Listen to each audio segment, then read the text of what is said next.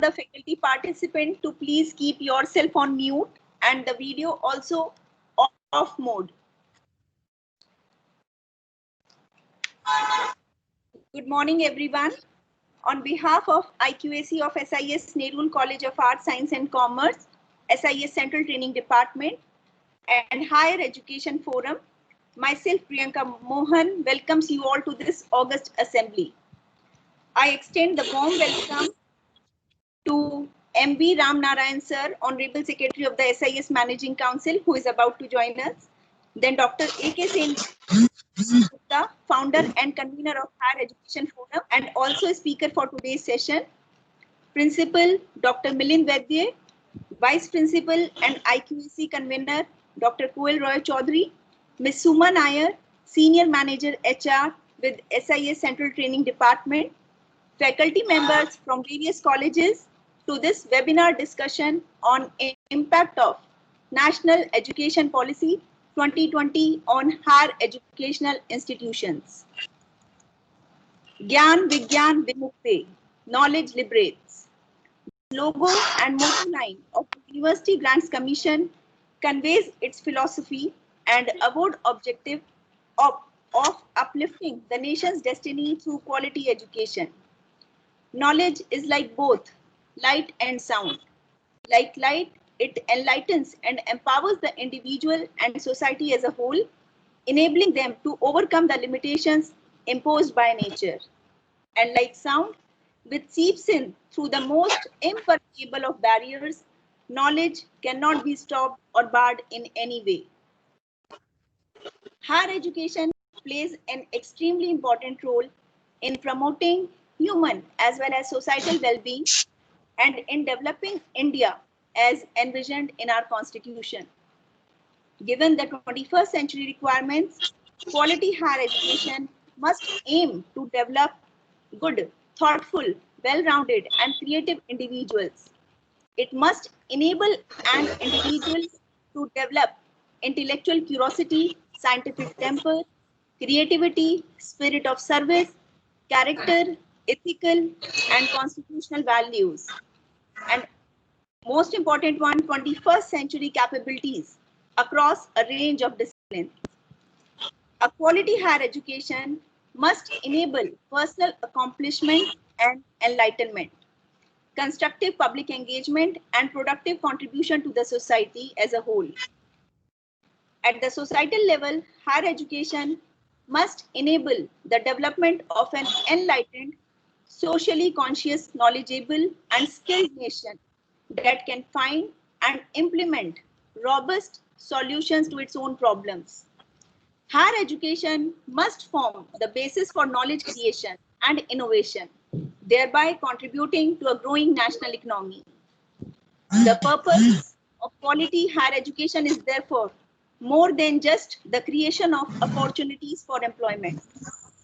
It represents the key to more vibrant, socially engaged, cooperative communities and a happier, cohesive, cultured, productive, innovative, progressive, and a prosperous nation. Today's webinar has been organized to discuss how national education policy will facilitate and contribute towards achieving all these parameters of holistic development of an individual and nation's growth. Taking this event ahead, I request our principal, Dr. Milind Vaidya, to address.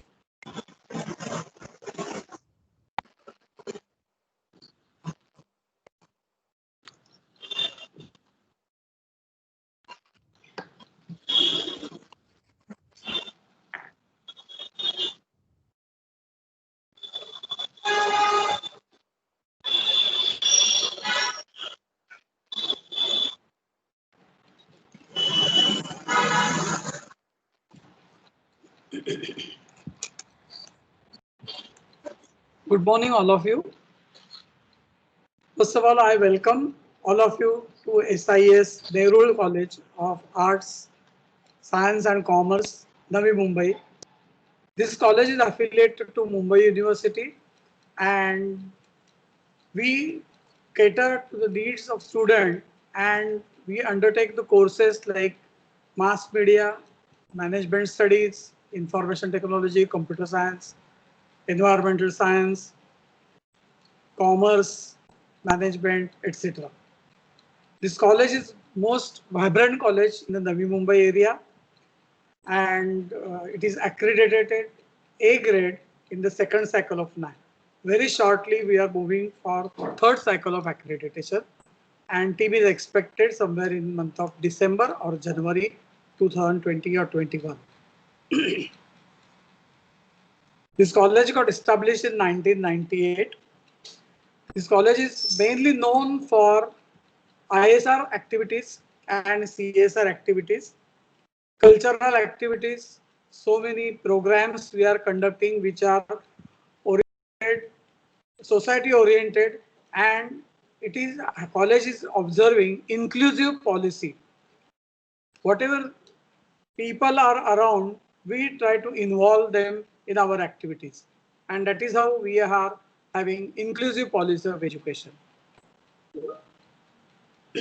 I am happy to announce today in this seminar, in this webinar, more than 350 delegates have registered, and many people have already joined in and they are joining in. So I welcome again wholeheartedly to this webinar. I also extend warm welcome to Professor A.K. Sengupta sir for his valuable inputs. Today, world is changing rapidly in terms of knowledge and technology. With various scientific and technological advances such as big data, machine language, artificial intelligence, many unskilled jobs worldwide may be taken over by the machines. While need for skilled, particularly involving mathematics, computer science, and data science, in collaboration with multidisciplinary abilities across sciences, social sciences, and humanities will be in great demand. With climate changes, global warming, increasing pollution, and fast or rapidly declining natural resources, there will be a sizable shift in how we meet world's energy, water, food, and sanitation needs. Again, resulting in need for new skilled laborers, particularly in biology, chemistry, physics, agriculture, climate science, and social sciences. Over and above this, to add more problems, now today from last 8 to 9 months, world is facing a pandemic-like situation, and really the life has become very difficult. This also calls for collaborative research in infectious disease and development of vaccines and resultant social issues, heightens, etc. Need for multidisciplinary learning. There will be a growing demand for humanities and arts as India moves towards becoming a developed country as well as among the 3 largest economies in the world. Education should prepare today's generation to learn how to think critically and solve problems, how to be creative and multidisciplinary in approach, how to be innovative, how to adapt and absorb new material in novel and changing fields. Education must take more experimental, holistic, integrated, inquiry-driven, discovery-oriented, learner-centric, discussion-based, flexible, and enjoyable. Curriculum must include basic arts, crafts, humanities, games, sports, and fitness, languages, literature, culture, and values, in addition to science, maths, to develop all aspects and capabilities of learning and make education more well-rounded, useful, and fulfilling to learner. This policy is designed to meet all such requirements. Only holistic approach will not serve the purpose. Only value education will not help, but along with it, it should be also supported by technology. So technology and values, or technology, science and research, and all these holistic development or value education together will give the growth of the nation. This policy is designed by many educationists, and we all should be ready to grasp for many changes in our education system. We are used to old type of education system from years, and our main task ahead is we have to be positive in approach, and we have to accept what are the new things. See, whenever a train changes its track, always it creates disturbance. So our minds are so much set in old style that to accept and to get acquainted with the new changes, it will become little difficult. And exactly at this juncture of time, we need to have experts throwing light in this accepting new concepts of education policy, because the pattern is going to be changed from 10+2 structure to new pedagogical and curricular restructuring of 5+3+3+4, covering the students age from 3 to 18. So we have to be mentally prepared to accept and work towards the changes that will come soon in our education system. Today's honorable speaker, Professor A.K. Sengupta, is invited here to throw light how this education policy 2020 is going to create impact on all of us, and what will be the effect. And we all are gathered here to know actual changes we will have to face and accept also and implement too. With this, I once again welcome all the delegates and Professor A.K. Sengupta to this August webinar. Thank you so much.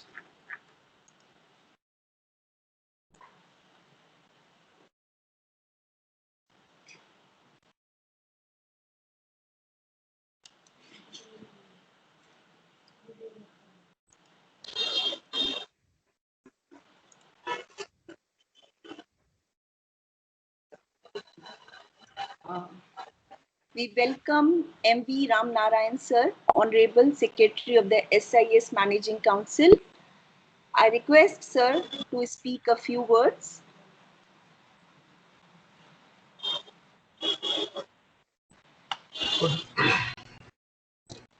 Good morning, everyone. It's a pleasure to be speaking on this occasion, which is our on the NEP, which is, as repeatedly said, is a game changer.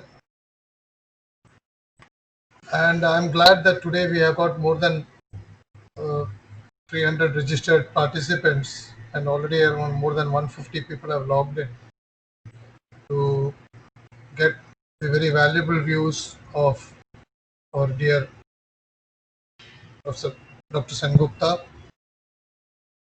He is a very experienced educationist, and I'm sure that the inputs and the thoughts which he will give today will make us think further on how to meet the challenges ahead.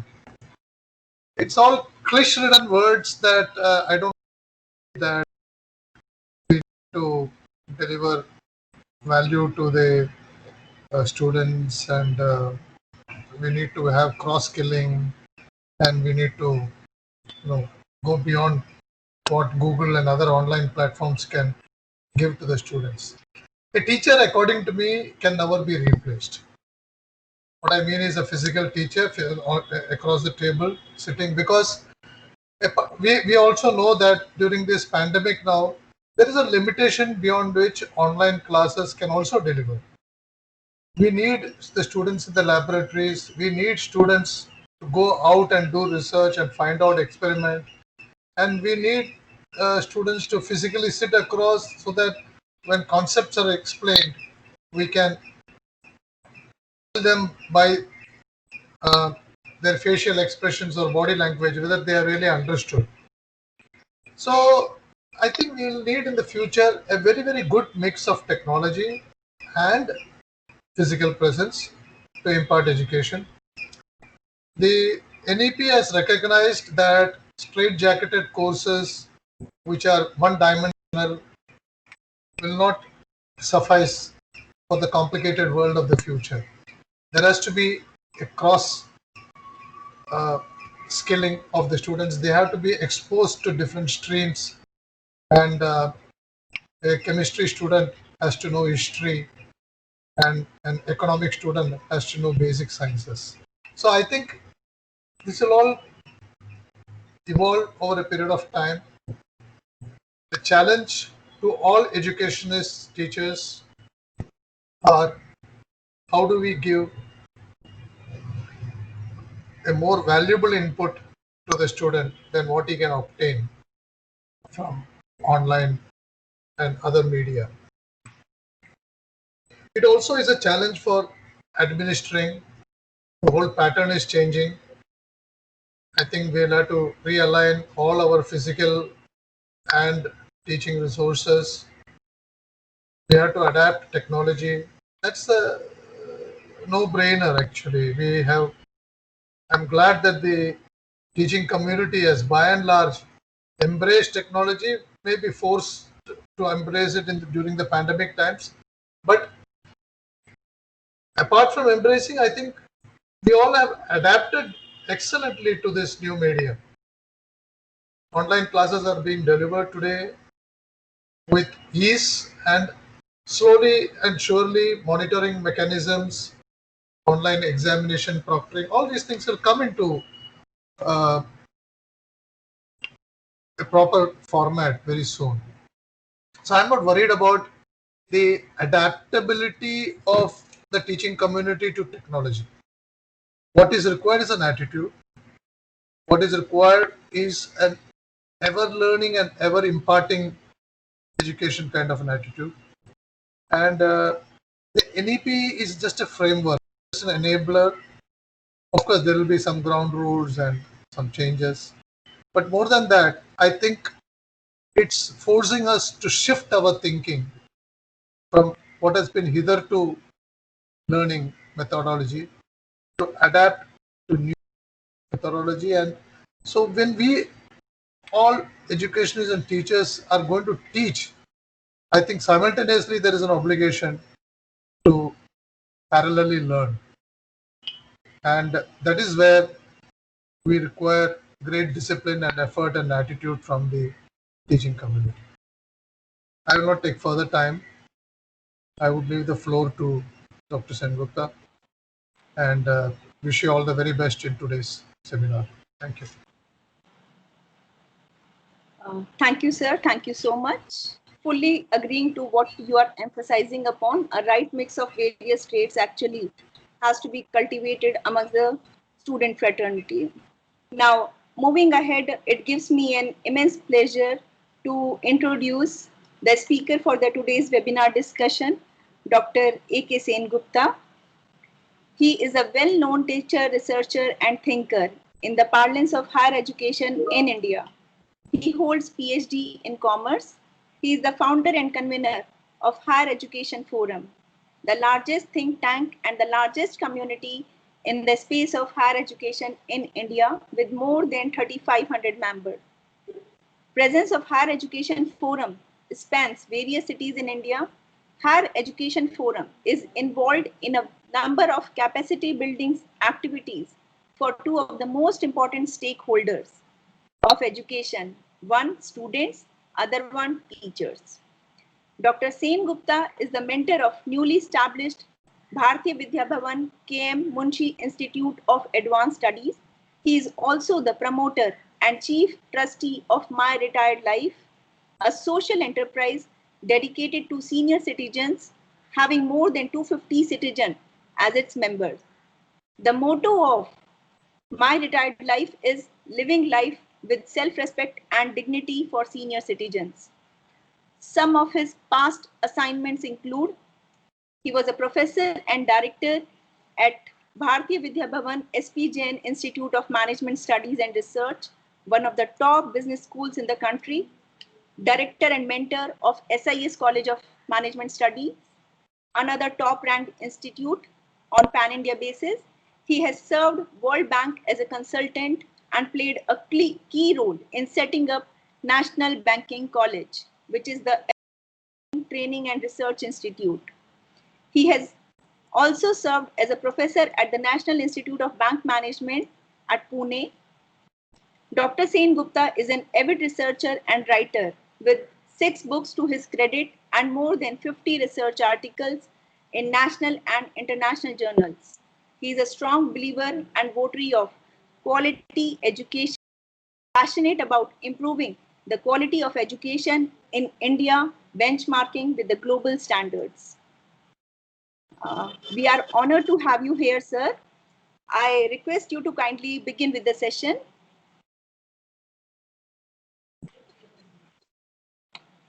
Thank you, Professor Priyanka. Thank you, Mr. Ram Narayan, Mr. Dr. Milind Vedya, the principal of the college, Dr. Koil Rai Chaudhary, the vice principal of the college, Professor Suma Nair, the head of the Training Institute of SIS Group of Institutions, and welcome to the webinar, all the teaching colleagues, let me say faculty colleagues. We have very limited time to discuss this particular topic of national education policy, which was originally about 350 pages document, but then it was brought down to approximately about 85 to 100 pages of document by the Government of India. That's the final document I'm talking about. And it broadly looks into 3 aspects of education. It talks about the school education, it talks about the higher education, and then it talks about the technical and the professional education, including the technology aspect. We will be focusing mainly on the higher education. So that's our focus, and that's the gamut. Now let's try to understand that the National Education Policy 2020 came after a long time, because the last policy what we saw was in 1986, which was amended in 1992, and that means about after 20 years, 2 decades, we saw a new national education policy, and it was chaired by a very eminent person, Professor Kasturi Rangan, who is a known scientist, and it is the first policy of the country of the 21st century. So therefore, it is not only looking into the requirement of the past, it is an integration of the past, but it is also a futuristic policy. It is looking into the Indian education system in the 21st century, 20th century, as we move along. And therefore, the global integration part of it, the internationalization part of it, forms a very important aspect of this particular policy, that how do we make our education system of the global standard. That's one of the focus areas of this particular policy. Now, when you look into the higher education, I will just talk about some broad areas before we go into the, because I'm sure all of you have read into the policy, all of you have read about articles of the policy, all of you have read about the criticisms about the policy and so on and so forth. So I will go into more like to go into the questions and answer, but before that, let me give a broad framework of this national education policy. You know, it starts with a limitations of the existing higher education system.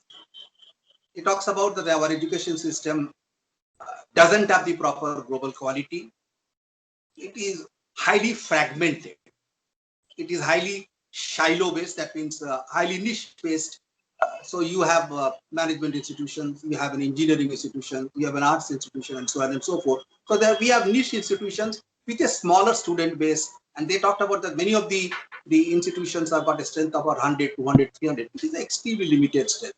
So the fragmentation of the higher education with niche orientation has created probably the partial orientation to education rather than creating a holistic aspect of the education. So that's the main weakness they're talking about the Indian higher education system. The second they talked about is that there is a, which we all agree that there is a suboptimal quality in the higher education system if we look at the global standards.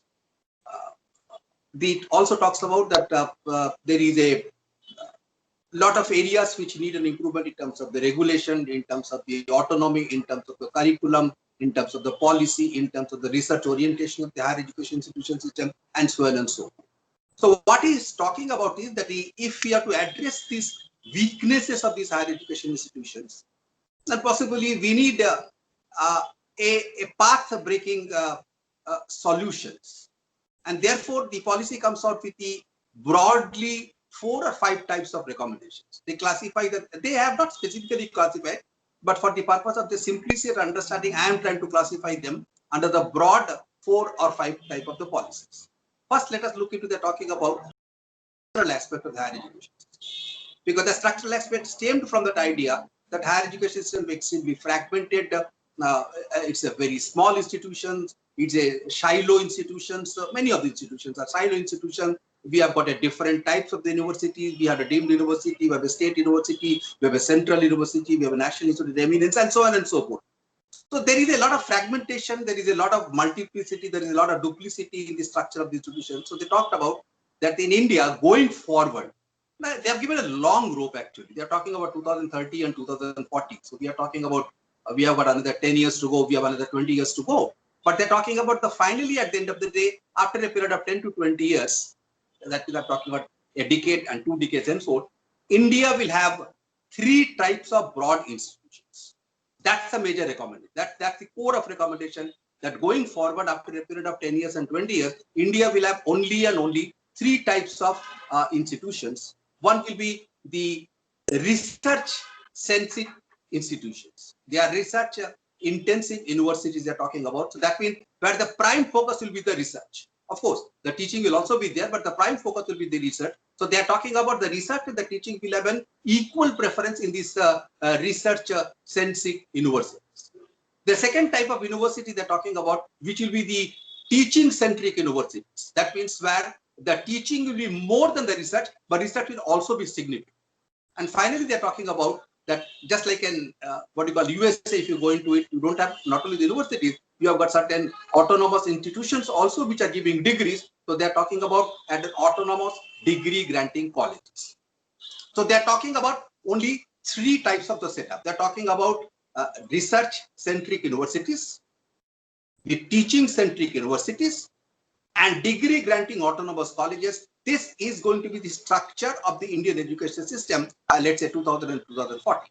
And they are talking about whether we are talking about a research-centric universities or a teacher-centric universities or autonomous degree granting colleges, multidisciplinary. So there is nothing called a single disciplinary. You can't have an only engineering college, you can't have an only management degree, you can't have an only arts college, you can't have an only science college. They have to be multidisciplinary. And they're talking about the minimum student strength also they're prescribed. The minimum students they're talking about roughly should be 3,000 or more. So we are looking at a setup where you have a large setup of minimum 3,000 or so. I'm talking about at the 2040, minimum 3,000. So either you have a research-centric universities, or you have a teaching-centric university, or you have an autonomous degree granting colleges. And this is the mega recommendation they are talking about. Then what will happen to the colleges, the undergraduate colleges? Undergraduate colleges will ultimately migrate into first a graded autonomy, which the government of India already started giving, UGC has already started giving. They will be going from an graded autonomy, so they'll be moving into the autonomous degree granting colleges. That means all the colleges will be degree granting colleges. Today, a Science College of Arts, Science and Commerce can't grant a degree. They have to give a degree from the Bombay University, whatever it is. So ultimately, the colleges will be the degree granting colleges. That means there will be no separate colleges which are affiliated to the universities. So that means the Bombay University will have only a Bombay University campus, but the Bombay University outside the campus, Bombay University will not have any affiliated colleges. That's the recommendation talks. And they say that by 2040 in India, there is nothing called and affiliated colleges, and all these concepts of a state university, deemed to be university, central university, national university of excellence, all these concepts will go away. Only there'll be one type of university will be there, and that's an university. It will be either a Bombay University, a Calcutta University, a Madras University, whatever the name it is, but only one concept will be there. There'll be only an university. So that's a major structural reform which they're talking about. Now, is it possible to do in India? We don't have an idea. You know, it's a very, very difficult thing, and therefore they have given a long time that they are talking about 2030 and 2040, because education also comes under the concurrent list. It doesn't come under the central list.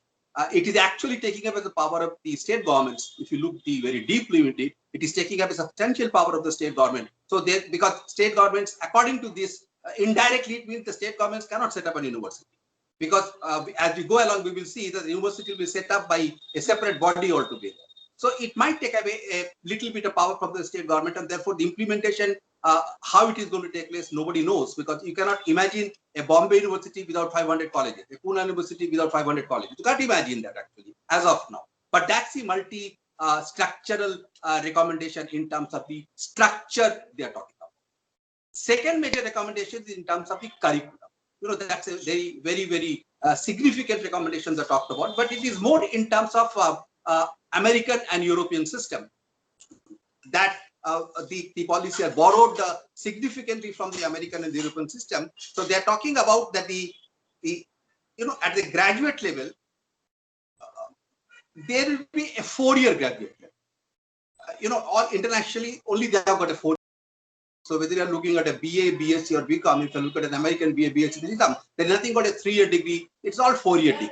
So they are talking about in India also gradually we will move towards a 4-year graduation system. But as of today, what they are saying, the policy says, but finally I'm sure they will, the policy doesn't say, but I'm talking about, I'm sure that finally they will go into the 4-year graduate system, but they are talking about a coexistence of a 3-year system and a 4-year system. So they're talking about there will be, there will be multiple entry and exit within that. If you go away at the end of the first year, you will get a certificate. At the end of the second year, if you go away, you will get a diploma. At the end of the third year, if you go away, you will get a bachelor's degree. And at the end of the fourth year, you will go away, you will get a multidisciplinary graduate degree. That means that's the actual degree, which will be very much will be demanded in the marketplace. So in terms of curriculum, they're talking about that that's a very substantial reform, let me put in that way. They're talking about that the whole thing would move towards a multidisciplinary concept. The 3-year degree and the 4-year degree, they will simultaneously exist, and there'll be a multiple entry and there'll be multiple exit. That means you can enter into degree at any point in time. You can go a degree at any point in time. Today, what happens is that in a 3-year degree, you start and end at the third year. What they're saying is at the end of the first year, you can go away at the end of the first year and get only a certificate. You can go away at the end of the second year and you can go with a diploma. Whenever you want to join back, see, guidelines are yet to come. Joining back means, can you join back after 10 years, after 20 years? We do not know all those things. But what the policy says is that if you want to join back, since you have left it at second year, you can join back in the third year. So therefore, they're talking about another very important system. That's a path-breaking recommendation that they're talking about, an academic bank of credit, ABC. They talked about that academic bank of credit will be set up. And that is a very, very major contentious issue actually, because what does it say? It says that somebody can take a credit or a diploma or let's say certificate from SIS college. Let's say, I'm just giving an example, please don't mind it. I'm talking about an SIS college, and somebody can join into HR college or a KC college, which might be a better college. So what will happen is actually that the migrate, that's the biggest problem. One of the biggest problems in America is today in undergraduate education. One of the biggest problems what they're facing is the retention rate is very less. What I mean by retention rate, there is an attrition. As we talk about in the corporate sector, an attrition today in American situation, the universities have got an attrition. So many students join the first year in a particular university, and then they join another better university at the end of the second. So what happens is the universities which are not elite universities, which are not a better university, or which are not a well-placed university, they lose students to the better universities. And that is exactly what is likely to happen when you set up an academic bank of credit, because an academic bank of credit, what they are likely to say is let me give a very raw example, that if you have got a NAC A grade college, let's say it's called NAC A grade college, you can join into any NAC A grade college, but migration may not be possible from a NAC B grade college to a NAC A grade college, because that may not be possible, because then you are going actually from a lower quality institute to the better quality institute. That may not be possible as of now. I'm talking about. So this is what is the Academic Bank of Credit, which is a very, very strong part of a curriculum design. And they have also given very interesting thought, and that's a very, very interesting thought. And that's once again the American education system that talked about that in a 4-year undergraduate degree, you can also do by research. It need not necessarily by subject. You can also do by a research, the 4-year degree. That means approximately 33% of the credit, that is 1/3 of the credit, you can do by research. And if you do that by research, then what will happen, the advantage is you need not do the master's degree, you can directly go into PhD. So you can cut short completely 1 year of the master's program timing before joining the PhD degree. So that's a very, very revolutionary concept they're talking about, that the 4-year program you can do by study, the 4-year program you can do by the research, and so on and so forth. Therefore, the master's now will come curriculum. We look at it, that if you done a 3-year undergraduate program, master's will be 2 years. And if you have done a 4-year undergraduate program, your master's degree will be only period of 1 year. And you can also do an integrated master's program within a period of 5 years. An integrated master's program within a period of 5 years. Therefore, the integrated programs are going to become very popular. The 2 years master's program are going to go away, phase away. So in India, finally, what you are going to see is at the end of the day, let's say 2040, you will see colleges will have a 4-year graduates, 1-year masters. That's a structure, and that's a structure followed all over the world. So the policy is slowly driving us to that you will have a system whereby you will have an 18 years of school, 4 years of graduation, that is 22 years, and 1 year of master, that means 23 years that you complete your entire postgraduate journey. That's essentially the study talks about in terms of the structure, in terms of the curriculum. The third recommendation, major recommendation with the policy talked about is that that's a part of a regulation. That's a very, very important part of it. It may not be important for the faculty members, but it's definitely very important from the management and all other angles. But they're talking about it, that this duplicity of the higher educational regulation, what we have about in terms of the UGC, you have the AICT, and etc., several. You have the university, etc. All these things will go away, and finally, you will have only one body in India, which is called the Higher Education Council of India.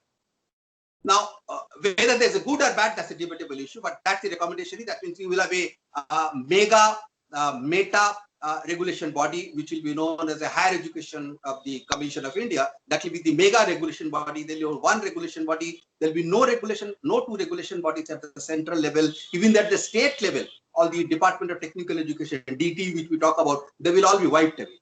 They will be totally be wiped away. So you will have only one regulation system, and that is the Higher Education, the Commission of India.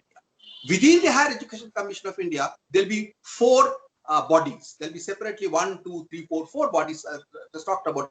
Very powerful structure actually. 1, 2, 3, 4 structure they have talked about. The first part will be regulation. That means they will be controlling, they'll be regulating, they'll be giving permission to start a new institution, they'll be doing all types of things. That's a regulation part of it. Second, they're talking about is an accreditation. Accreditation is a very, very important concept today, which the colleges must understand. That we are talking about today 2 accrediting bodies in the country. We are talking about a NAC, we are talking about an NB, and so on and so forth. The policy doesn't mention the words of NAC and NB. The policy talked about under this National Accreditation Council, which is a part of the Higher Education Council, which will become meta accreditation body. That means there will be one accreditation body, and that meta accreditation body will create several accreditation bodies. That means several other private individual, something like a corporatization, several other institutions, several other bodies, associations like FICCI, CII, and so on and so forth. They will set up their accreditation body. With the Higher Education Forum, we are thinking of setting up an accreditation body. So that will be several accreditation body will be set up. And this accreditation body will finally determine how do you move away from a college to a graded economy to a finally degree grant in autonomous college. So accreditation becomes a very, very important thing. But the most important thing which I wanted to highlight here was to understand by the faculty members is that finally, at the end of the day, it may not happen immediately. 2040, I'm talking about, it may happen before that also. India will move towards a binary accreditation. Today in India, we have got a graded accreditation. That means NBA 3 years, 5 years, NAC, B plus, B minus, B, A, etc., etc. That's the graded accreditation policy. Binary accreditation policy means you are accredited, you are not accredited. So that's a very dangerous thing. That's an extremely dangerous thing, because if I'm a slightly weaker college today, I may get a C grade or I may get a B minus grade, I can come away with it. But tomorrow, if I do not satisfy the minimum eligibility criteria, I will simply not be accredited at all. And if I'm not accredited, I don't have a right to exist in the education system. So that's probably one of the biggest challenges, which we will be facing tomorrow, that how do the educational institutions gear up to see that they become at least minimum accredited.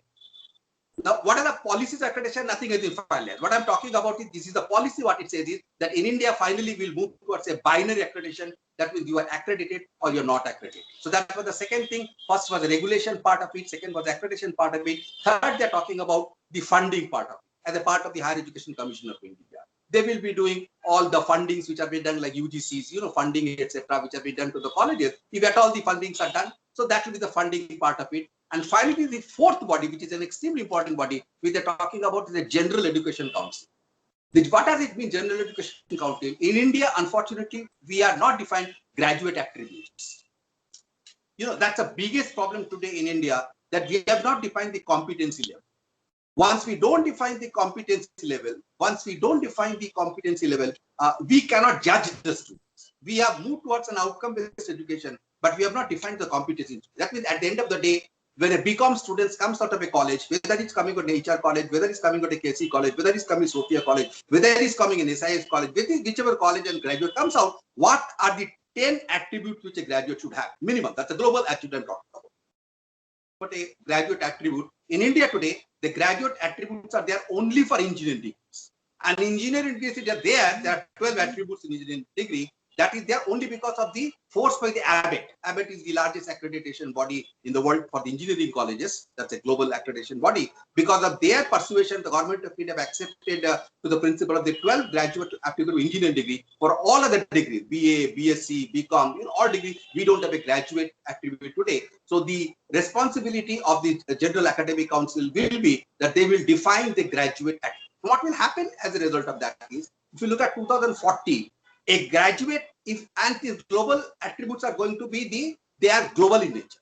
It is not an Indian graduate attribute. They'll be all global in nature. That means a commerce graduate in India, the same attribute will be there as a commerce graduate in USA. And therefore, what will happen is that the quality of the Indian education will substantially go up. That's the objective actually. That's what I told. If you remember, I have talked about internationalization. This is one of the biggest objectives of this particular policy through the process of the graduate attribute, that they will try to bring up the quality of the Indian education so that our graduates, they become globally acceptable. They become the globally acceptable commodity as a labor, etc., etc.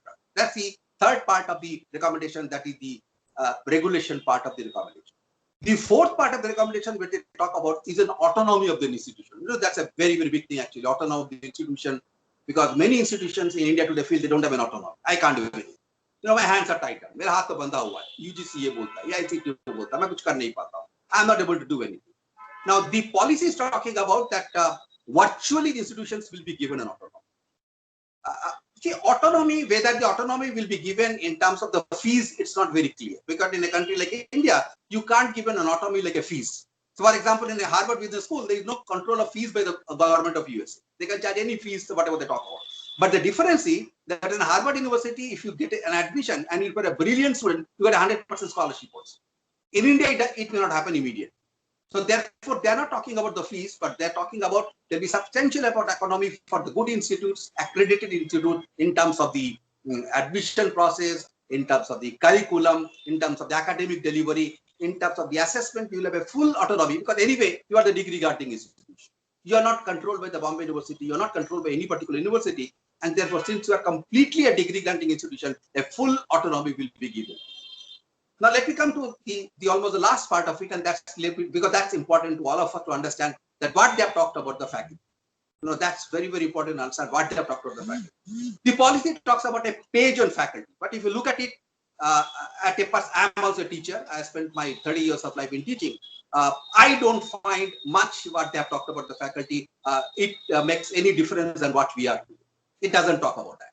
They talked about a lot of facilities will be given to the faculty, drinking water, but that doesn't make any sense to us. Drinking water will be given to the faculty, seating arrangements will be given to the faculty. It doesn't.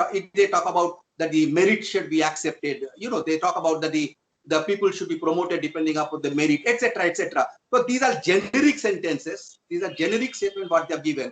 Rather than that, they are not talking about specificity. Probably they have left to the specificity. They have left to the either Higher Education Commission of India. They will come out with the specificity, or they have still the institutions are going to be liberated. They are going to autonomous. They might have given the full liberty to the education institution that you can do whatever you want to do in terms of the faculty. That means a good education institution tomorrow will be totally free to give any type of benefit to the faculty. Today, क्या है हमारा हाथ बंधा हुआ है. You know, we normally are tied up. We have a career advancement scheme. You have a lot of things actually. We have a career advancement scheme. We have a, we have a SET, NET, NET, SET. Several things I'm talking about. This is drawn upon that. This is based on that. You know, all those type of things will go away. It will be completely dependent upon the education institution to set up their own agenda. Therefore, they say that every education institution will draw an integrated development plan. Every education institution should be having an independent board of governors. And if you are an accredited institute, if you have got an institutional development plan, they talk about IDP. And if you have got an independent, powerful board of governors, you are free to do anything. That means much of the liberty has been given to the education institutions. Now, overall, what it means, if you look at these policies, I didn't go much deep into it, but I'm talking about overall, if you look into it, what it means is actually that our education, actually, let me talk about one more important thing, because that's very, very important to understand under internationalization. They talked about, you know, that's very important thing for us to understand. They talked about that the 100 best institutions in India, 100 best universities in India. What is 100 best? I don't know. Maybe they will go by NIRF, etc., etc. But they are talking about 100 best universities in India will be allowed to set up their branches outside the country. Similarly, 100 best institutions all over the world, they will be encouraged to set up their campuses in India. Now, the second part is more important for us, because if the 100 big institutes are setting up their campuses in India, what will happen is actually that we have to become extremely competitive. You know, because we have, unless and until you imagine if the Stanford University sets a campus in Bombay, you imagine if Yale University starts a campus in Ahmedabad, you can imagine if a Duke University sets a campus in Chennai, you can imagine what will happen to the student community. Already, you know, we Indians are buy the foreign things. You know, we love the foreign things and goods and everything. So if they're big names, because they're talking 100 big in play, if these big names, they come independently or in partnership with somebody in India and set up the campuses in India, there'll be a huge amount of migration from the Indian colleges to these universities, and therefore we will have a serious problem of student retention. We will also have a serious problem of retention of faculty. And therefore, my request to all the faculty will be, make yourself globally competitive. If you really want a migration from your Indian college to these big colleges in these big universities name, and if you want to migrate yourself, and many of you are young actually, if you're looking at a career, probably I will guide you that I will tell you that you should try to make yourself internationally competitive, try to publish in the research paper somewhere outside, try to do something, try to earn some foreign degrees, a foreign diploma, etc., etc. So try to see that you can also migrate yourself from the Indian institution to the foreign institutions. So there's a huge amount of opportunity available in terms of the teachers, but there is a huge amount of risk which is involved in terms of the management of the institutions in retaining the students. One of these 100 big universities set up the campuses in India, that's going to be a very, very big challenge. Forget about 100 universities. With the 5, you imagine if the 5 universities set up the campus in Bombay, you can imagine what's going to happen. Already the Reliance is setting up a university in collaboration with one of the 100 universities, but let's say 5 big universities of the world, they set up the campuses in Bombay. You can imagine what is likely to happen to all of us. So it's a question of challenge for the institutes. It's a question of some survival for some of the institutes also. So thereby I end over here that the challenges are going to be many, the risks are going to be many. When these policies are going to be implemented, it's a very long drawn. It's a very long drawn, because what will happen to the AICTE, what will happen to the UGC, nobody knows at this particular stage. As we are given to understand that AIGC and AICTE and UGC will be subsumed in the Higher Education Commission of India. When you subsumed, what it means is some of the people may be absorbed there, big people may be absorbed there, and some other people may be asked to go. They may set up a completely independent body. Things are in the process. So that's how the Indian education system is going to look at. So if you look at after a period of 10 years, what will happen? You will see many of these big universities in India do not exist. We have about 500 universities in India. They will not exist. We will have many small players in India. They shall not exist. We will have many faculty members. They shall not exist. We will have large multidisciplinary research plus teaching. Research plus teaching. I'm talking about that both of them are required, because they're talking about even in the research-centric institution, the teaching must be equal to research. So research and teaching-centric institutions will only survive. What it means is every university has to give a lot of focus on research. That's what it means actually, because now in India, 90% of the cases, our focus is only and only on the teaching, and research is hardly 5%. They may come up with a guideline. I'm sure they will come up with a guideline. Then minimum 30% of the focus should be in the research.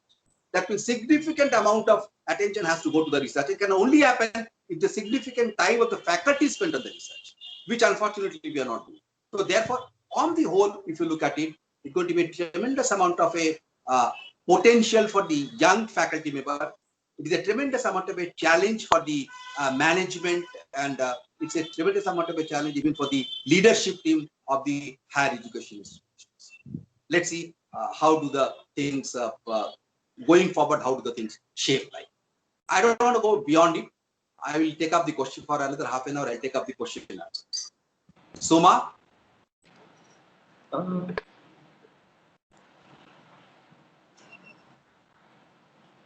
Priyanka? Yes, sir. Yes, But sir. you can post your queries and questions in the chat box. Ma'am, I think we have got They can some of unmute also, no? We have got 4, 5. Yes, we Shall have we got all. start with the question answer round? Yeah, please. Sir, there is one question by Dr. Sunil Lalchandani. He's asking, the student population is extremely high. In such cases, is NEP going to get the success? See, that's one of the biggest problem in India, that the student, the population is high and the teachers population is less. So that's going to be one of the big challenges. That's what has happened actually.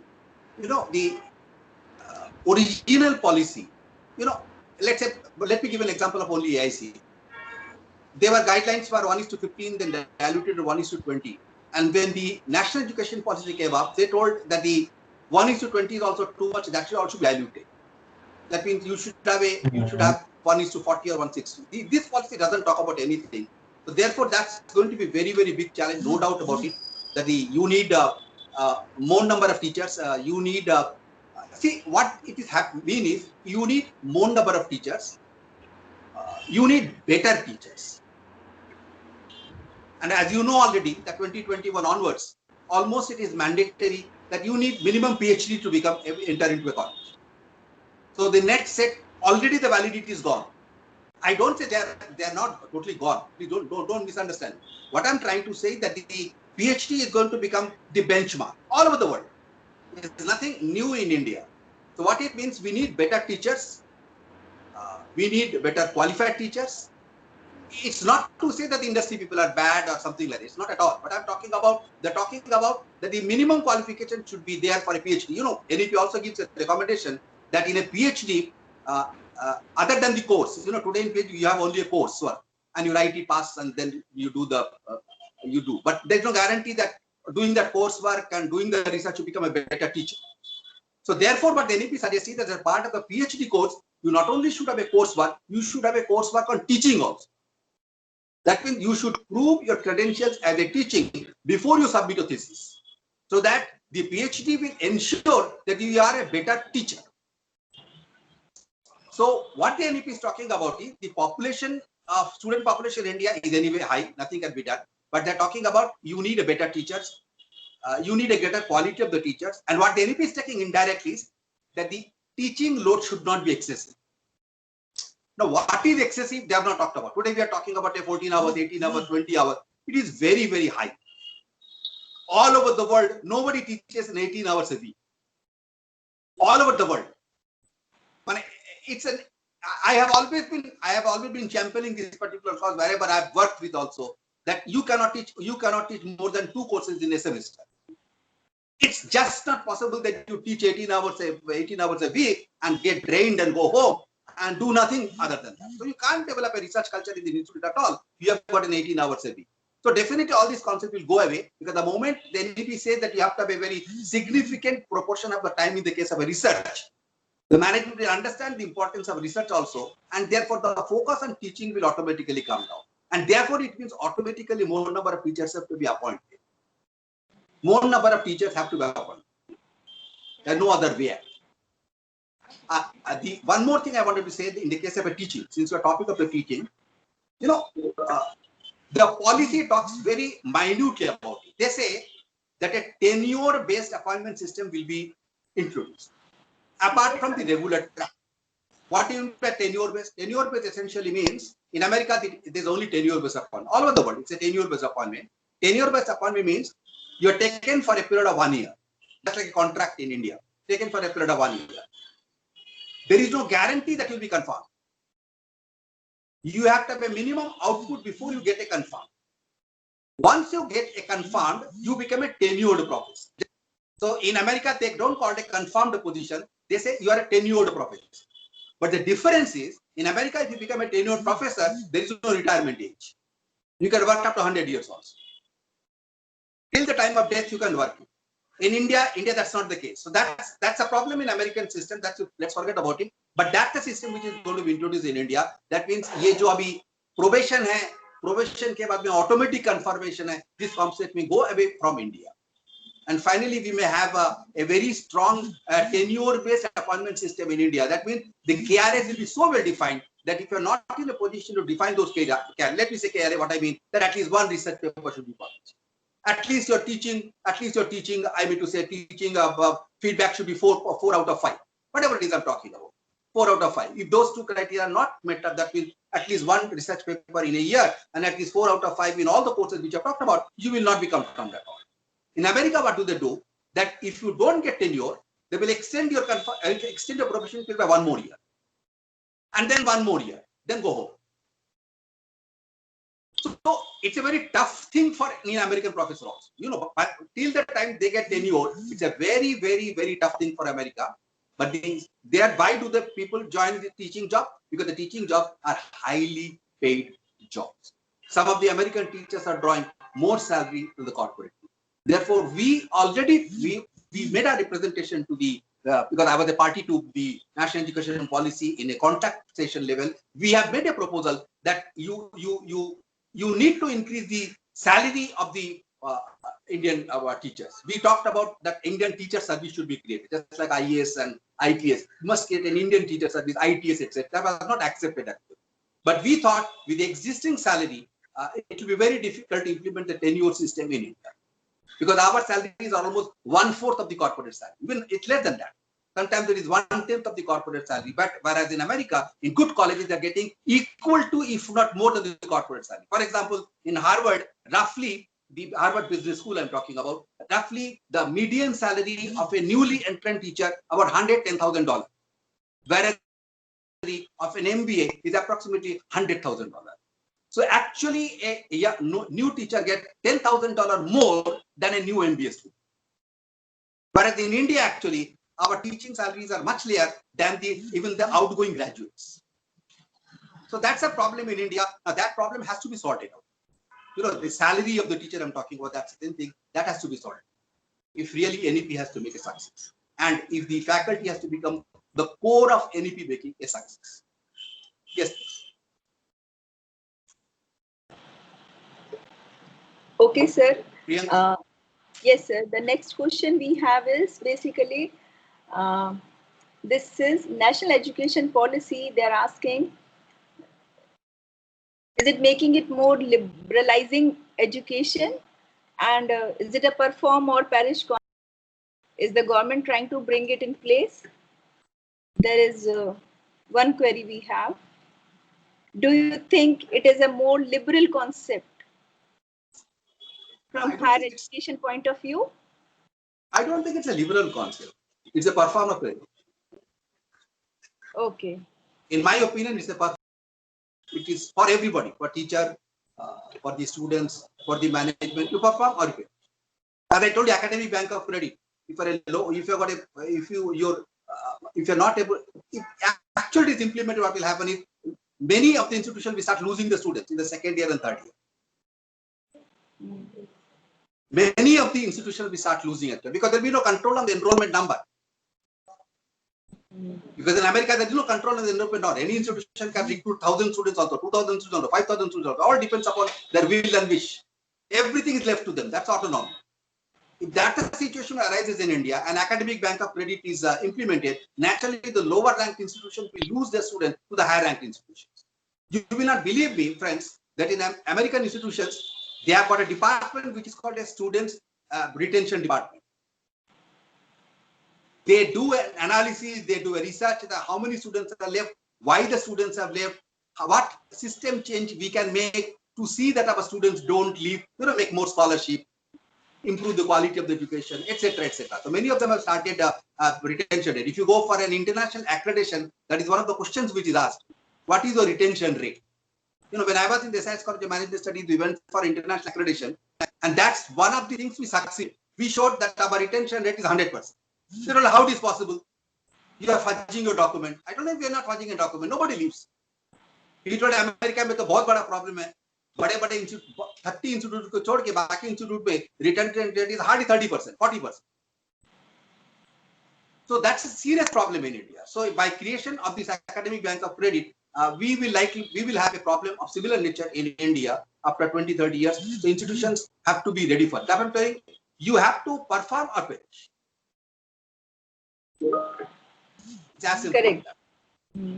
Sir, there is one example also you quoted about whether the institute is accredited or non-accredited. There is no grading system going to be in place. So it's more like a perform or perish. That's all. That's all. Right. That's called binary accreditation system. Correct. Correct. Sir, junior college teachers are asking actually, how do you foresee the future of junior college teachers in this regard? See, difficult to answer because the policy doesn't recognize anything called a junior teacher. As I told you, they are all a part of the school education.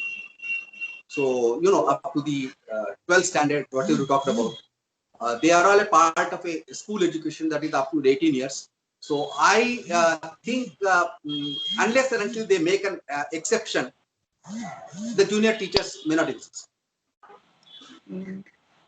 They will be either they have to make an exception. See, what I'm talking about, if you go to in America, the colleges don't run undergraduate courses. The colleges run only the undergraduate courses. They don't run 11th and 12th standard. They run only 4 years of undergraduate courses and some diploma courses, skill courses, etc., etc. It is only the school, they run K plus 12. The concept is a K plus 12, they call it. So it is the schools only running the K plus 12. That is the ultimate system.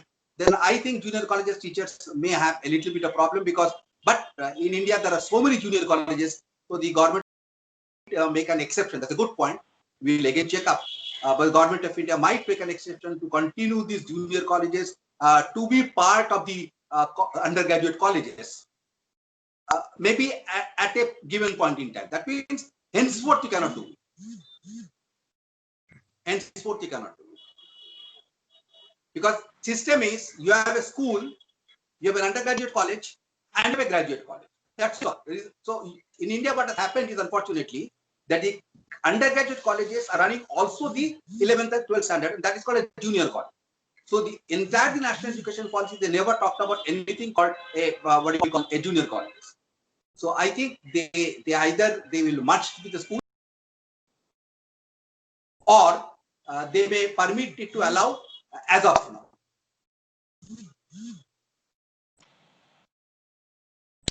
Okay.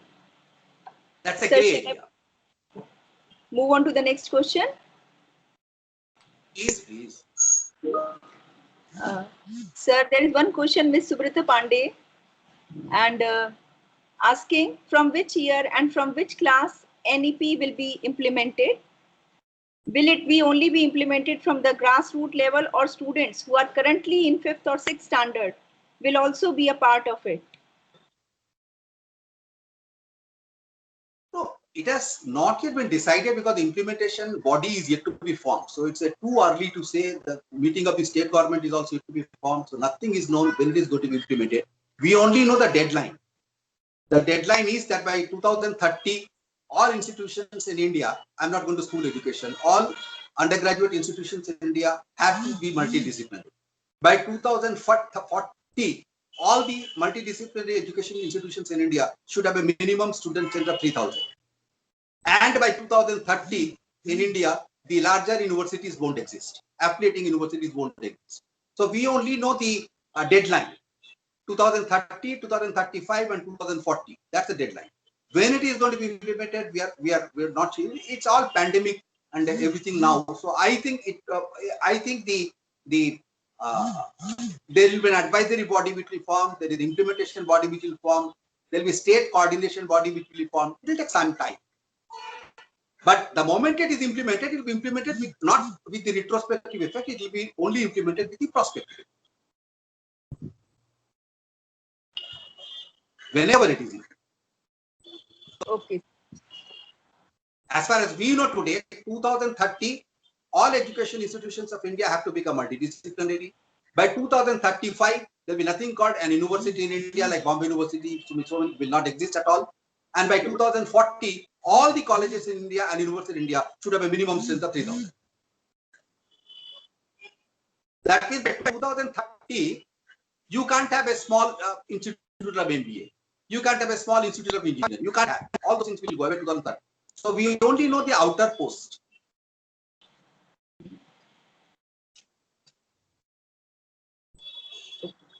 So the next question in line Yes, we please, have yeah. is, MPhil degree was discarded in national education policy. Why do you think so? MPhil degree.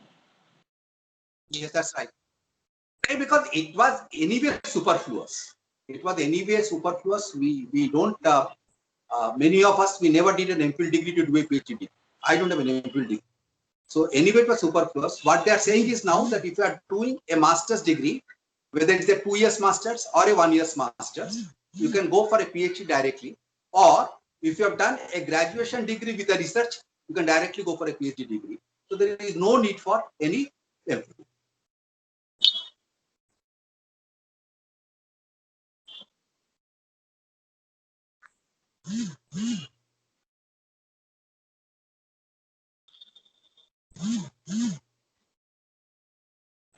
Any other question? Sir, there is one question by Mr. Vikram Hande. He is asking, Niti Aayog says we will be second position in future for higher education. That means the level of higher education seems to be augmented if NEP is implemented. What are your views about it? Now, those are lofty goals, very difficult to comment on that as of now. As of now, in terms of education index, we are miles to go. We are miles to go.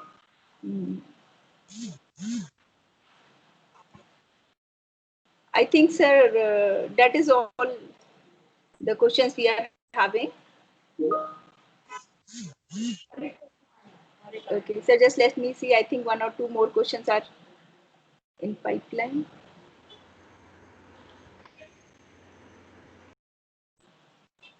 Okay, there is one more question, sir, by Mr. Sunil Deshpande.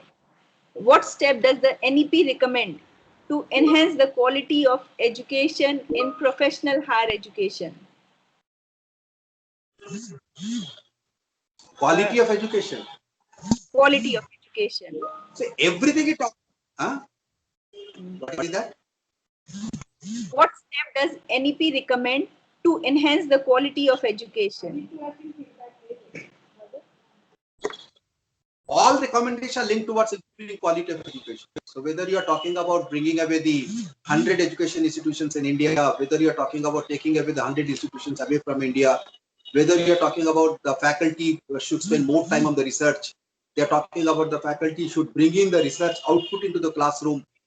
All recommendations are more towards the quality of the education. Rather, this is the first education policy which is talking about the quality. All other past policies, they are focusing mainly on the equity, justice, access, the inclusiveness. That was the focus. Not these are not the focus points. This is the first policy where this policy is talking about improving the quality, improving the benchmark of education, and making the Indian education globally competitive. So all recommendations have to live to that. That means they're talking about, for example, I'm telling that they're talking about that the student should be judged not on the basis of the final examination. The teacher has to ensure that there is a continuous evaluation. They're talking about that it has to be ensured, like all over the world, that what is that called? Peer review is done. All over the world, there's a concept called peer review. जब मैं class लेता हूं, आप आके class में बैठते हैं. जब आप क्लास लेते हो, मैं आपके क्लास में बैठता हूं. That's a peer review concept all over the world, and that automatically keeps out a pressure on me if somebody is sitting in my class, and automatically my quality is improved. And today in India, if some teacher is sitting in the class of somebody else, the other gets offended. So they are talking about that this concept of a peer review should also be introduced in India. So that will automatically force the teachers to become better. So all the recommendations, every recommendation of the national education policy is towards improving the quality of education. As Mr. Ramnaran rightly talked about, it all depends upon the attitude. Whether at the end of the day, I have an attitude, my institution has got an attitude, as a faculty I've got an attitude or not, that will determine the course of action. But as I told that it is a performer perish. So you'll be forced to perform, and for the purpose of perform, you have to bring in the quality concept in the classroom. Otherwise, you're not going to survive, because academic bank of credit will drive the students away to some other institution. First year become 60 students. Second year we'll have only 20 students. 40 students are left and join somewhere. And that's going to become a very nightmare for many of the institutions in India up in 2000. Once it is implemented properly, because you need to create a digital bank. So that will create some time for credit. Once that the digital bank of credit with the government of India has already started, once that is created, this will be implemented, and therefore that will become a nightmare for some of the lowerly rated institutions.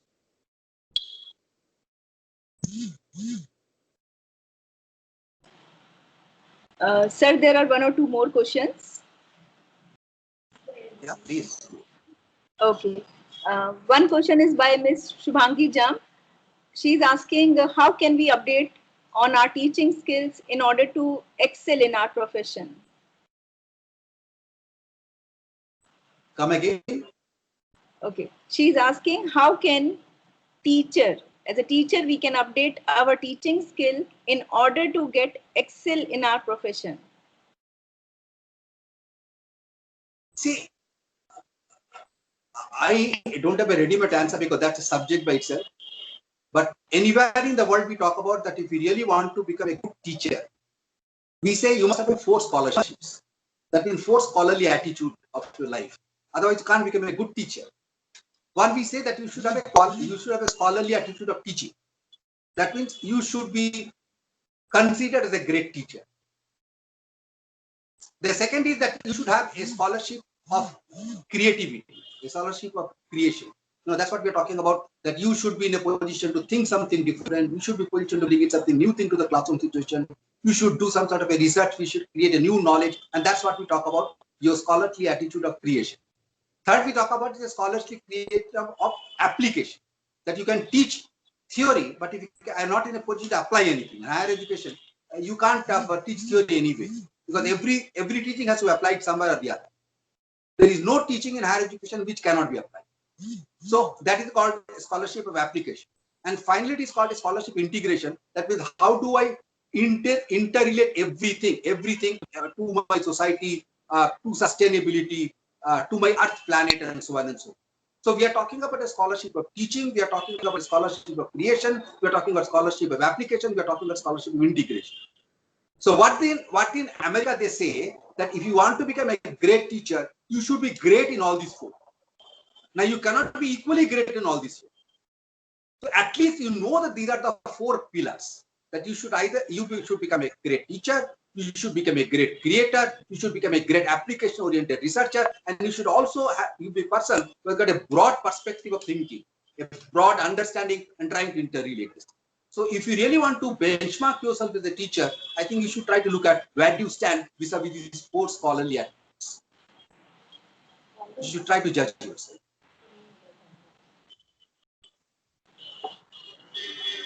Sir, the next question we have is by Mr. Abhishek Dandekar.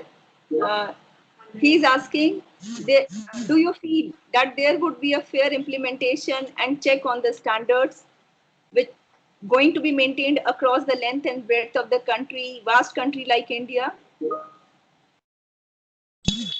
Difficult, it's difficult. It's difficult because India is so diverse country, so big a country, and education system varies so widely.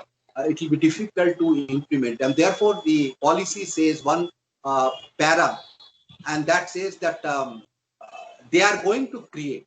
That's a very important recommendation. I didn't talk about that. They gave a concept of MERU, MERU. They talked about that the government of India will set up a multidisciplinary education and research universities. That's a concept of MERU. Multidisciplinary education and research universities. So government of India will set up a multidisciplinary education and research universities in different parts of the country. They will try to create one nearby 3 or 4 districts put together. So idea is to bring the whole quality of education at the district level. That's what they're thinking in order to bring up the quality throughout the country. But it's a long talk because you can't create 500 universities in India. It's just not possible.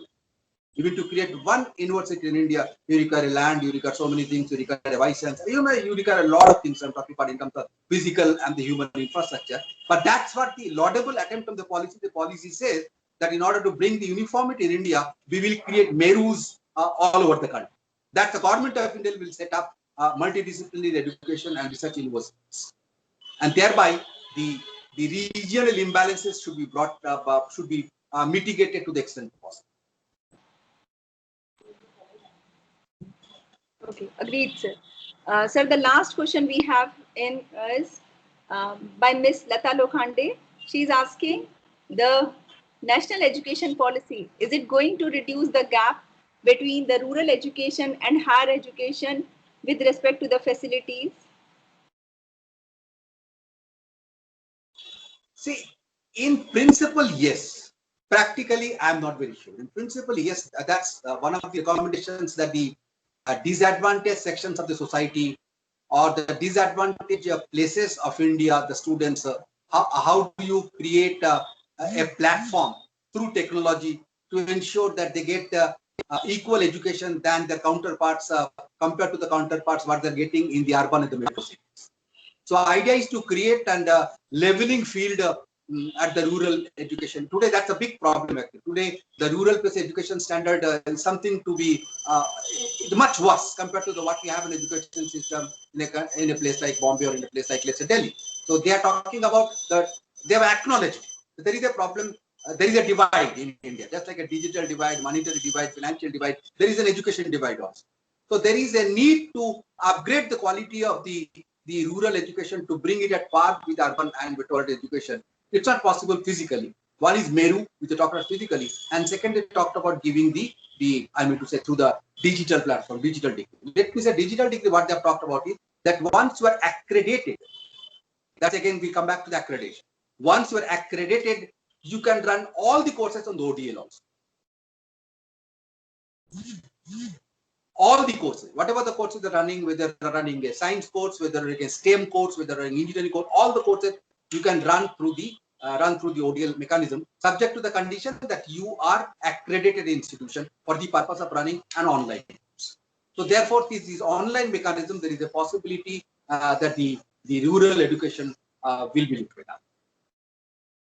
Because by the time the government is estimating that the 4G and the 5G will also come up in the rural places, because there is a digital connect mission which is going all around the country to connect the villages. So they are all linked.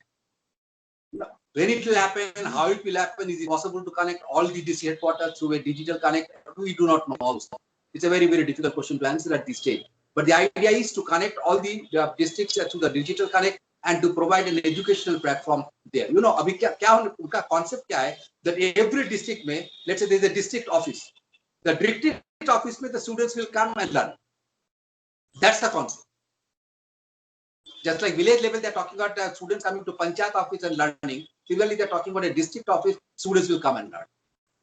The students who want to come and learn, they don't have the laptop, don't have the desktop, they don't have the smartphone. They can come to the district office and they can start learning. All the laptops and there'll be big computers set up over there, where everything will be provided free to. That's the concept.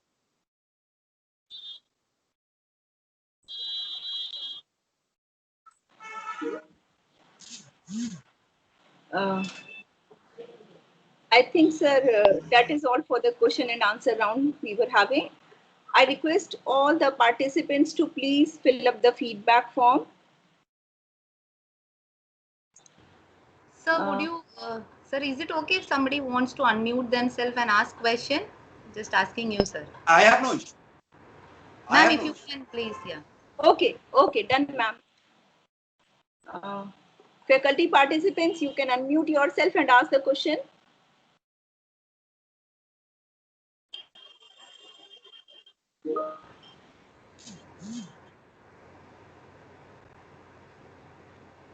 We'll take 5 such questions. If any of our colleagues want to ask, please unmute yourself. So the first 5 will allow because we are already reaching our time. So please take this opportunity.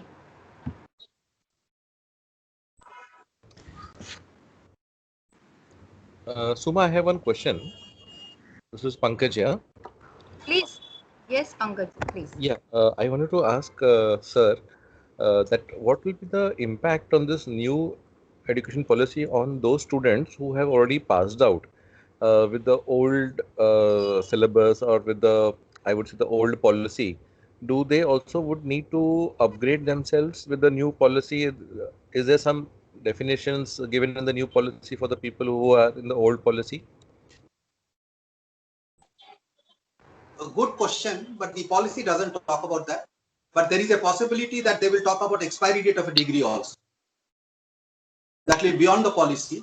But there is a thinking in the government circle that they may talk about an expiry degree of a degree, and therefore there is a possibility that if you have got a degree of engineering or MBA, you might undergo a refresher course or refresher MC examination. Thank you, sir. Yeah, sir, this is Manjula. Good afternoon. Very, very informative and educative session as usual. I had a real concern, like, is there anything, we can do to orient ourselves? Because we certainly, most of us, those who are in the regular teaching or maybe freelancing like me, we are not geared up to face the whole policy at the higher education level. Is there anything which we are looking forward to orient us, to train us rather?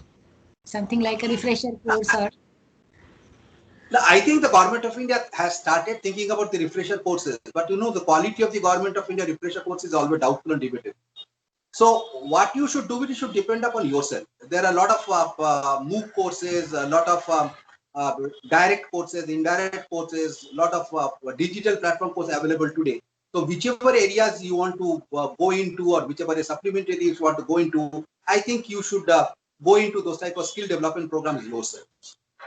So I know that you belong to textile, so you should try to look at what are the latest development, latest skill programs in textile. You should try to get yourself rather than waiting for the government to affiliate to that. That is one. Second is most important thing is that people should also try to get some foreign degrees and foreign diplomas, sitting in India.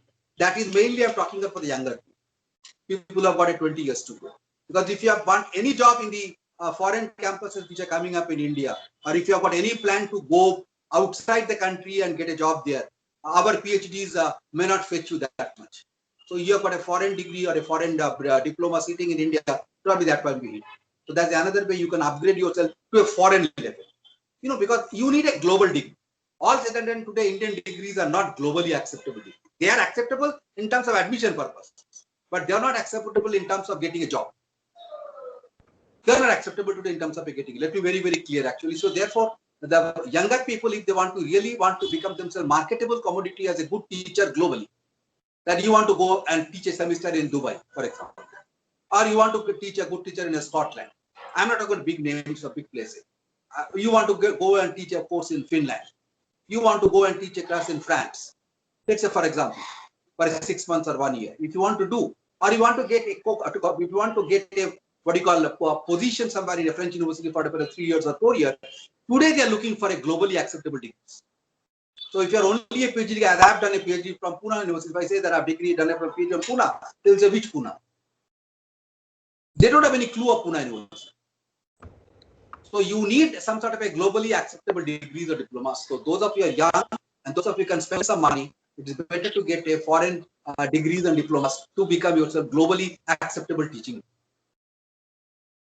So can you recommend a small list of the foreign accredited degree courses, like, which person can take in the correspondence way or something like that?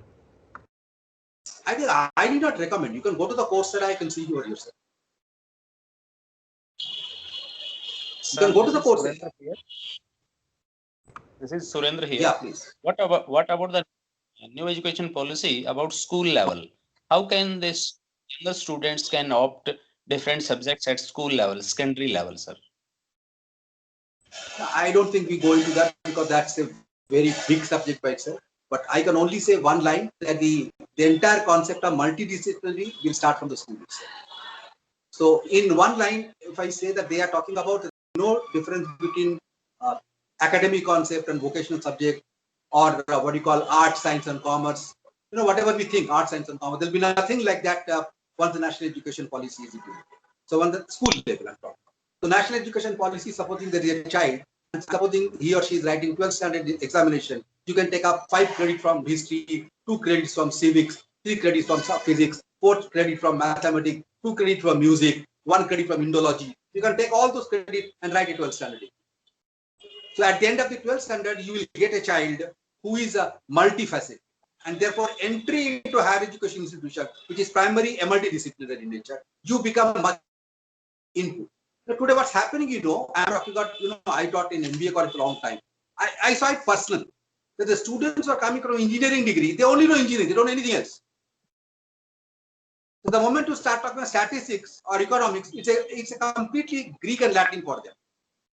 Similarly, if a child is coming from a BCom, he or she doesn't know anything other than that the B and BCom subject at all. The moment you talk about something like something on a complicated subject like engineering, etc., they're totally at a loss. So the whole concept of the multidisciplinary they are trying to introduce from the schools, so that the output from the school will become a better fit into the multidisciplinary input for the higher education. That in essence the higher school level reform. Otherwise, it's a very, very big subject. But this is the essence.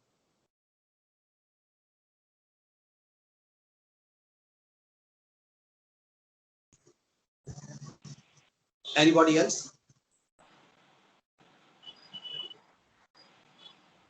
If there is nothing, then Suma and Priyanka, Professor Koel, Professor Vidya, Mr. Ramnarayan, and all the delegates, thank you very much for spending the time over here. Hope it has added some value to your lifetime. So 1 minute, formally Sir, we'll have vote of thanks also. Yes, Priyanka ma'am, please. Yeah. I was just about to say that only. I think we all would agree that today's session has broadened our horizons of knowledge and giving us a fresh perspective of the higher education. And I'm sure we had a lot of takeaways. The minute points you have discussed with us, sir, has drawn our attention to start looking at the policies and programs in a much broader manner. Now, towards the last, I urge Ms. Suma Nair, Senior Manager HR of the SIS Central Training Department, to propose a vote of thanks. Thank you, Priyanka. Thank you so much. It is really amazing to hear Dr. Sengupta, our own sir. I'm sure most of our colleagues and family members in SIS, as we say, we can hear to sir hours and hours. So 1 hour or half an hour is nothing. Just to give a background, SIS Central Training has completed half a decade. So when Dr. Koel Roy Chaudhary approached, said that we should have some program on national education policy and for educators, and she wanted something on a immediate basis, something if you could do it immediately. So as usual, the first name which came to my mind was Dr. A.K. Sengupta. Obviously, a knowledgeable he this policy, and as always sir is there to guide us, give us guidance. Sir, immediately when I spoke to him that we need to have this program, and sir agreed to it, and that is how we are here listening to sir today. And as mentioned by him, most of us have read articles, seen lots of messages, but I'm sure today's session has added much more value to our understanding and also to the interaction which we had with Dr. A.K. Sengupta. My personal thanks to sir for giving your time and interacting with our faculty colleagues. I take this opportunity to thank our management also, thank our honorary secretary to give his time, give his insight on this topic, join us for this session. My special thanks to Dr. Milind Vaidya sir for us getting associated with Central Training, Higher Education Forum and hosting this program for all our faculty colleagues in this teaching fraternity. I also thank all my colleagues, faculty colleagues who were very patiently listening, following the norms which were set by Priyanka ma'am in the beginning and also interacting during this session. My special thanks to Dr. Koel Roy Chaudhary, our Vice Principal, IQ Head, Priyanka Mohan ma'am, who is always there to take up any assignment given to her. Today also ma'am, you did a very good job. There are many faculty colleagues behind the scenes, Samruddhi ma'am, Krishna Nadal sir. So all our faculty colleagues and our support colleagues who have made this event very grand and great. Let me tell you, colleagues, this is an opportunity where I see people from not only from Mumbai, from other places also. And all these three institutions, the Central Training Department, the Higher Education Forum, and as Dr. Vaidya said, the vibrant SIS College, Nerul College, we have made this possible because all of you, we all have come together in this occasion and had some learning. So I always say it's a learning. And your time, please give program. I have forgotten to thank anybody specifically with that and not taking much of all of your time. I'm sure we all are hungry. With that, goodbye. Have a nice weekend ahead. Thank you so much. Thank you. Thank you very much. Thank you. Thank you, Suma Thank ma'am. you, Priyanka ma'am. Thank you, everybody. Thank you again, everyone. I think now we can wind up the session.